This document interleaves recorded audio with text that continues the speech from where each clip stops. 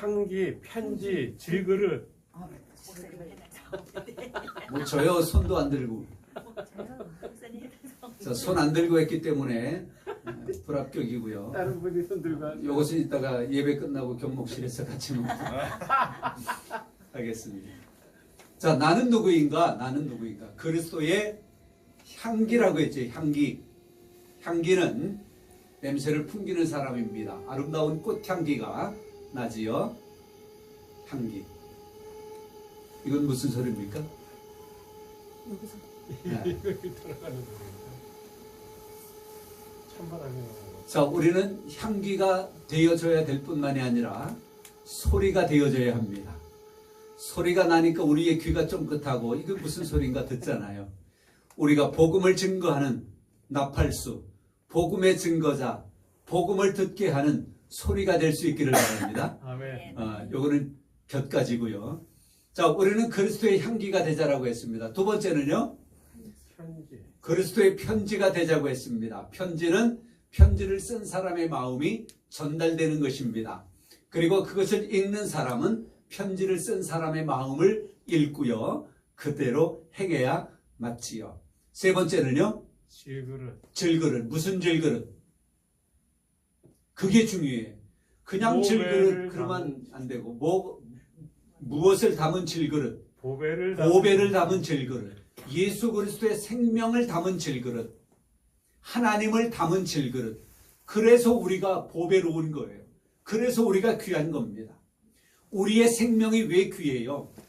우리 안에 하나님의 생명이 있기 때문에, 예수 그리스도의 생명이 있기 때문에 귀한 거예요. 이것이 왜 귀해요? 여러분들이 보여지는 것 그냥 종이 박스인데 왜 귀해요? 이 가운데, 이 속에 제가 제일 좋아하는 초콜릿이 들어있기 때문에 이것이 귀한 거예요. 질그릇 별로 가치가 없습니다. 그 안에 예수 그리스도의 생명이 있기 때문에 귀한 거예요. 그것이 여러분들입니다. 자, 그러면 오늘 우리가 받을 말씀 가운데 나는 누구인가? 나는 누구인가? 두 가지 말씀을 드리려고 합니다. 주보에 성경이 쓰여져 있습니다. 안쪽에 보면 파란색과 빨간색이 함께 쓰여져 있는 것이 있는데요. 파란색 글씨, 빨간색까지 같이 한번 읽어보겠습니다. 그리스도 안에 있으면 새로운 피조물이라. 다 같이 시작. 그리스도 안에 있으면 새로운 피조물이라. 아멘. 누구든지라 그래요. 그래서 첫 번째 볼 것 오늘은 새로운 피조물. 여러분들은 새로운 피조물입니다. 그러면 과거도 있을 것이잖아. 그렇죠? 네, 과거의 것은 다 지나갔고 이제는 새로운 피조물입니다. 두 번째 6장 16절에 파란 글씨부터 시작. 우리는 살아계신 하나님의 성전이라. 그래요. 여러분들은 또한 우리 모두는 살아계신 하나님의 성전입니다. 왜 두 가지를 오늘 같이 보았느냐라고 하면 굉장히 깊은 의미가 있는 연결점이 있기 때문에 그렇습니다. 자, 그래서 그것을 오늘 볼 것인데요. 나의 정체성, 나는 누구인가? 두 가지. 나는 새로운 피조물이다. 나는 하나님의 성전이다. 마음에 새기시기를 바랍니다. 다음 주 예배 때도 이와 비슷한 뭔가를 들고 와서 물어볼 텐데 다음 주는 5가지를 답해야 되니까 더 어려운데 그리스도 안에 있는 새로운 피조물. 아마 메모해 놓으셨다가 그걸 보고라도 답하시는 분에게 혹시 제가 기억나거든 다음 주에도 선물을 가지고 오려고 합니다. 선물을 받으실 수 있기를 바랍니다. 자, 오늘 이 두 가지 새로운 피조물 하나님의 성전. 사람은 본능적으로 변화와 새로움을 갈망하는 존재입니다. 되어지는 대로 그냥 살려고 하는 사람은 없다라고 하는 거예요. 성장을 해야 되고요. 변화되어져야 하고요. 달라져야 하고요. 그래야 어린아이가 성장하면서 유치원을 가고 초등학교를 가고 대학교를 가고 결혼하고 그런 과정들을 거치지요. 그런 변화가 없으면 사람은 사람답지 못하게 살아간다라고 말을 들을 것입니다. 그러나 인간의 힘으로는 근본적으로 변화를 이루기에는 참으로 어렵습니다. 다른 동물들은 태어나면서부터 스스로 본능에 의해서 살아가는 그런 동물들이 얼마나 많아요. 거북이 같은 존재도 그렇고요. 그런데 이 사람은 태어나면서부터도 혼자 살아갈 수 없는 존재임을 우리가 알잖아요. 사람인 자를 이렇게 써가지고 서로 기대며 살아가야 되는 존재다. 사회적 동물이다라고 하는 그런 많은 말들로 하여금 사람이 혼자 살아갈 수 없는 존재임을 이야기하고 있습니다. 그런데 하나님의 말씀은 예수 그리스도 안에서만 참된 인생으로 변화될 수 있다라고 하는 것을 여기저기에서 말씀하고 있는 것을 우리가 보게 되어집니다. 오늘 말씀에도 보니까 누구든지 그리스도 안에 있으면 새로운 피조물이라고 이야기를 하는데, 예수 그리스도의 생명을 받음으로 말미암아, 하나님의 생명을 받음으로 말미암아 그리스도인들은 새로운 피조물로 변화되어지는 것을 사도 바울은 말해요. 사도 바울은 여기에서 새로운 피조물, 새로운이라고 하는 말을 쓰고 있지만, 사도 바울은 그가 써놓은 성경 전체 속에서 이 새자, 새롭다, 새것, 새옷, 새 생명 등등 많은 단어들로 하여금 새자라고 하는 말을 많이 쓰고 있습니다. 고린도후서 5장은 개인의 변화를 이야기하고 있고요. 고린도후서 6장은 공동체적 정체성을 이야기해주고 있습니다. 그래서 5장 15절 말씀에는 누구든지라고 하는 것으로 말하면서 개인을 이야기하는 것. 개인은 하나님 앞에서 새로운 피조물이 되어져야 하는 것입니다. 변화되어져야 하는 것입니다. 옛것은 다 지나갔으니 보라 새 것이 되었도다. 새 사람의 삶을 살아가야 하는 것이지요. 요한복음 3장 말씀에 니고데모라고 하는 공회원이 나옵니다. 그가 거듭남에 대하여 예수님께 밤에 와서 여쭙지요. 어떻게 해야 사람이 거듭날 수 있습니까? 다시 태어날 수 있습니까? 어떻게 해야 새로운 사람이 될 수 있습니까? 물과 성령으로 거듭나지 아니하면 이라고 하는 말씀을 우리 예수님께서 하고 계시는데요. 그래요. 사람은 거듭남의 역사가 있어야 합니다. 그것을 우리 교회 공동체 안에서는 세례라고 하는 것으로 증거를 삼고 있는 것을 우리가 알고 있습니다. 자, 새로운 피조물이라고 하는 것의 정의가 뭐냐? 이것은 그리스도 안에 있는 자는 옛사람을 벗고 새 생명을 얻는다는 거예요. 이게 무슨 말이냐?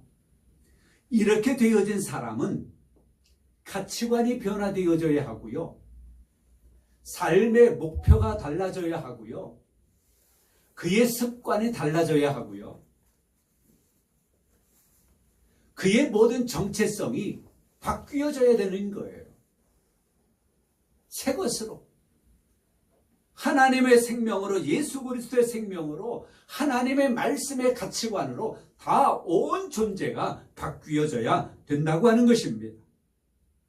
그래서 로마서 6장 4절 말씀에 보면 예수 그리스도의 죽으심과 합하여 세례받은 자는 그의 부활하심과 합하여 새 생명 가운데 살아가게 되어진 것을 알지 못하느냐, 그렇게 말해요.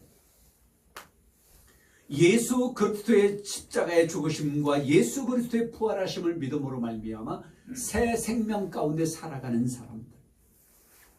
이미 말씀을 드렸지요. 로마서 8장 말씀에서는 죄와 사망의 법에서 성령의 법으로 바뀌어진 삶을 저는 얼마 전에 설교한 기억이 납니다. 그래서 그리스도 안에 있는 자는 옛사람을 벗어버리고 새 생명을 얻은 존재라고 하는 것입니다. 해방되는 것입니다.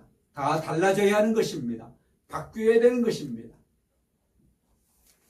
그래서 우리의 개인의 가치관과 습관과 삶의 방향, 삶의 모든 목적, 모든 것들이 근본적으로 변화된 삶을 살아가는 사람들. 그러면 하나님의 성전은 뭘까? 하나님의 성전.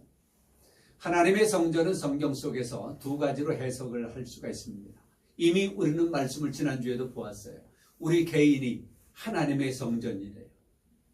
너희가 하나님의 성령이 너희 안에 거하시는 것을 알지 못하느냐. 담배 피우는 어느 집사님 예를 들기도 했지요. 아, 내 안에 하나님이 계셔? 하나님이 계시면 내가 하나님의 성전이라고 하는데, 그래요. 우리 개인이 하나님이 계시는 성전입니다. 하나님이 계신 곳이 성전인 것입니다. 그런데 또 하나의 의미로 보면 에베소서 2장 말씀을 통해서 2장 21절 22절 말씀을 통해서 보면 이 하나님의 성전은 개인을 넘어서 공동체를 이야기하기도 한다라고 하는 겁니다. 공동체. 우리가 공동체지요 지금. 그러면 우리가 하나님의 성전을 이루고 있는 것입니다. 교회라고 하는 말로 에클레시아, 교회라고 하는 말로 많이 씁니다. 이것은 예수님을 믿는 사람들의 모임이지요. 또한 에베소서 2장 21절 22절 말씀을 통해서 보면 이 공동체, 교회 공동체는 하나님의 성전입니다. 하나님께서 우리 가운데 계시기 때문에 그렇습니다. 그러면 개인은 새로운 피조물이 되어야 된다 그랬지요. 모든 것이 변화되어야, 바뀌어야 돼요. 새로워야 돼요. 그리고 나서 새로워진 새로운 피조물들 하나 10명이 모여서 그 다음에 뭐가 됩니까? 교회가 되고요. 하나님이 공동체로 임하실 수 있는 하나님의 성전이 되는 것입니다. 물론 구약 성경에서는 성전이라고 하는 것을 어느 건물 그것으로 이야기할 때가 있었습니다. 우리는 어느 예배당을 바라보면서 아무개 교회 그래요. 너 어느 교회 다녀? 나 어느 교회 다녀? 그렇게 말하기도 해요. 그러나 구체적으로 본다면 예배당이고요. 그 교회는 하나의 공동체라고 하는 것을 우리가 많이 들어오셨을 것입니다. 그래서 이 하나님의 성전이라고 하는 것의 정의는 뭐냐? 하나님이 계신 곳, 하나님이 거하시는 곳, 그곳이 성전이다. 나 개인도 되어지고 우리의 공동체도 되어진다라고 하는 것이지요. 그래서 그 하나님의 성전의 의미는 뭐냐? 구약 성경에 돌로 만들어진 어떤 건축물로 만들어진 그런 건축물, 눈에 보여지는 그것이 아니라 오늘날도 아무개 교회라고 하면 오늘날의 교회는 건물의 모습이 다양하지요. 단독교회도 있는가 하면 상가에도 교회가 있기도 하고요. 또 아무런 건물의 형태가 없는 곳에서 이곳저곳으로 다니면서 예배드리는 공동체도 있을 터이고요. 중요한 것은 하나님의 성전의 의미는 하나님께서 계시는 곳, 하나님의 성령이 임재하는 곳, 그곳이 하나님의 성전입니다. 그래서 성전은 단순히 건물 모임이 아니라 하나님의 임재를 드러내는 공동체라고 하는 것으로 우리가 생각할 때에 새로운 피조물과 하나님의 성전은 반드시 연결되어져야만 하는 것입니다. 구원은 개인의 관계지요. 구원은 그렇지요? 구원은 나 혼자서도 예수 그리스도를 믿음으로 말미암아 구원을 받는 거예요. 구원은 하나님과 나 1대1의 관계성입니다. 그러나 그렇게 하나님과 나 1대1의 관계 속에서 구원받은 사람은 하나님의 그 경륜에 따라서 반드시 그 개인은 교회라고 하는 공동체, 성전이라고 하는 공동체로 하나가 되어져야 하는 것입니다. 그래서 우리 예수님께서 교회를 세우시잖아요. 그래서 그 공동체 안에서 하나님의 임재를 드러내고 그 공동체 안에서 한 가지의 목표와 한 가지의 방향성을 가지고 그 하나님께서 세운 목회자에 의하여 신앙을 배우고 신앙의 삶을 살아가는 신앙의 공동체로 성전으로 세워져 가야 되는 것입니다. 과거에 전도하러 다닐 때에 그런 분이 계셨어요. 어느 산골짜기 집에 성경이 뭐 너덜너덜한 성경을 가지고 있는 나이 많은 노총각이 계셨어요. 자기가 하나님을 잘 믿는데요, 예수님을 잘 믿는데요, 성경을 수십 번 읽었대요. 교회는요, 교회는 안 다닌대요. 하나님께서 원하시는 것은 그것은 아닙니다. 개인의 구원은 이루어졌을지 모르겠지만 공동체로 함께 모여서 하나님의 임재가 드러나지고 하나님의 목적이 그 공동체를 통하여 이루어질 수 있도록 그렇게 하나님의 성전으로 교회로 모이는 자가 되어져야 하는 것이지요.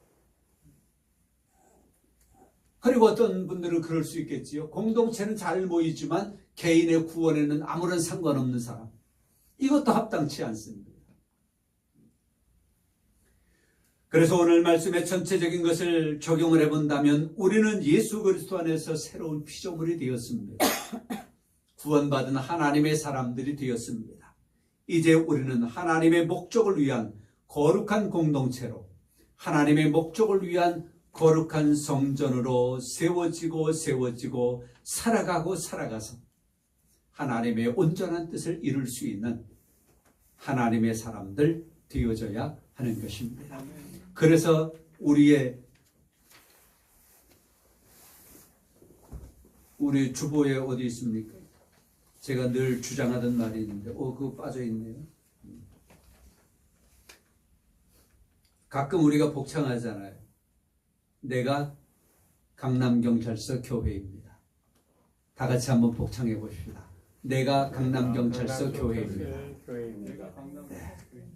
거룩한 하나님의 백성, 새로운 피조물이 강남경찰서 교회로 모여 있는 것입니다. 하나님의 은혜가 우리 가운데 가득하기를 주님의 이름으로 축복합니다. 성부와 성자와 성령의 이름으로 우리 모두를 축복합니다.